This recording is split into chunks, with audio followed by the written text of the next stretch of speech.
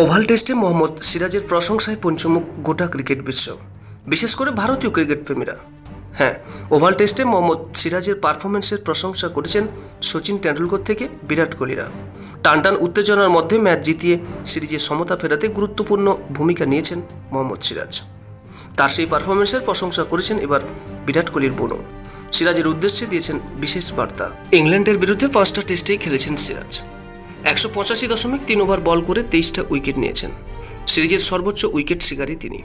জসপ্রীত বুমরাদের অভাব বুঝতে দেননি তিনি। সিরিজের এমন পারফরমেন্সে মুগ্ধ বিরাট কোহলির বোন ভাবনা কোহলি ধিংরা। সিরাজের উদ্দেশ্যে সমাজ মাধ্যমে একটি পোস্ট করেছেন ভাবনা, যা ভাইরাল হয়েছে ক্রিকেট প্রেমীদের মধ্যে। সমাজ মাধ্যমে ভাবনা লিখেছেন, ক্রিকেট খেলাটা আমাদের কখনোই অবাক করে না, কারণ খেলাটায় এমন কিছু বীর রয়েছেন যারা আমাদের অনুপ্রাণিত করেন, আমাদের মনে আশা জাগান, আমরা ইতিবাচক থাকতে পারি, আমাদের বিশ্বাসী করে তোলেন। মোহাম্মদ সিরাজ, আপনি মহান।